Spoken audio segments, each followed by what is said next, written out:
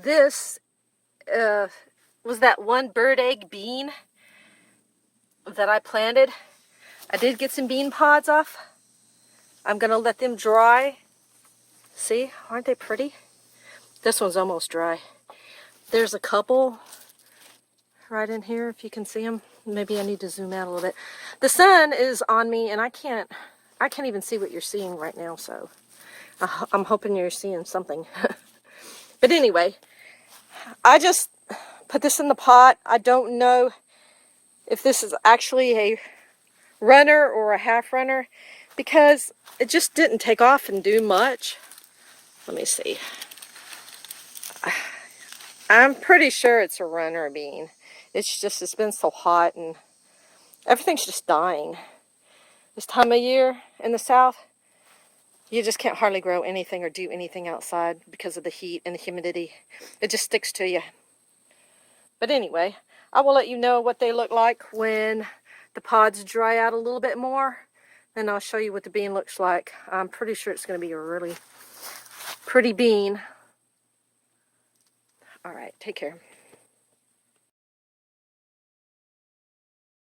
These are those bird egg beans.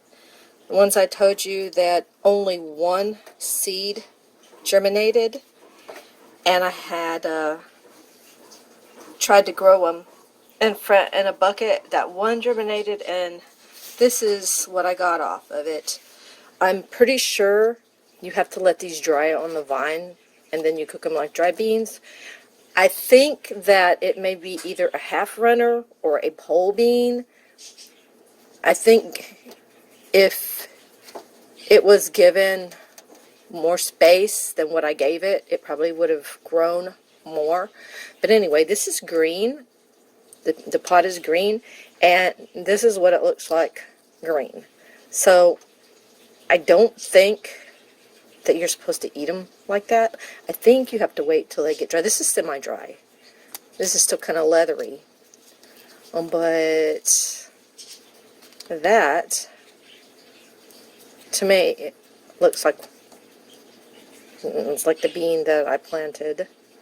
And they're big, fat beans. They're real. They look like they're real meaty kind of a bean. This one's a little bit more dry. I think the beans shrink down a little bit after they dry more or all the way.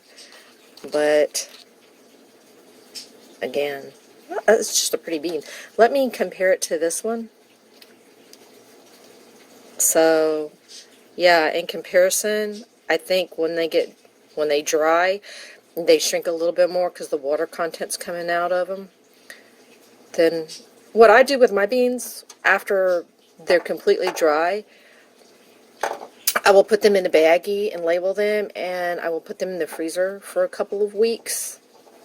And then I will take them out and I will set them on a plate to dry for all the condensation to come off of them. And then I put them away to plant for the next year. That's how I do my beans. A lot of people leave their beans in the freezer, and that's totally fine, but I just, I prefer to take mine out after I put them in for a couple weeks. So what I will do that with these. I am definitely going to plant these again next year because now I will have plenty of beans to plant, and then I will give you an update on that and see how they taste.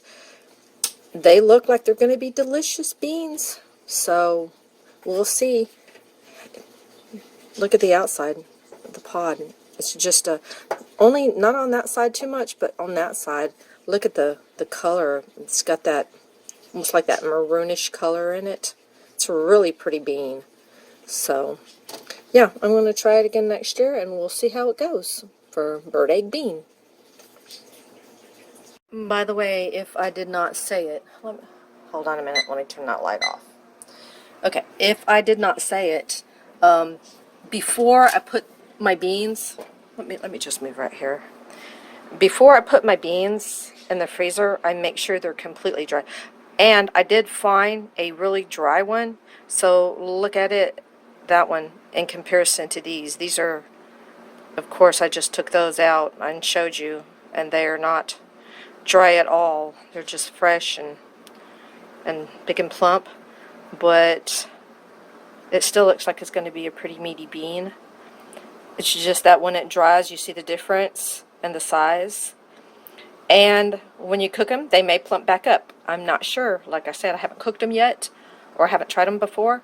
So, but yeah, before you put them in the freezer, make sure they are completely dry. And then put them in the freezer. That's what I do.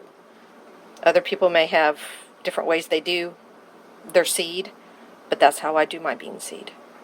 Okay, enjoy your day.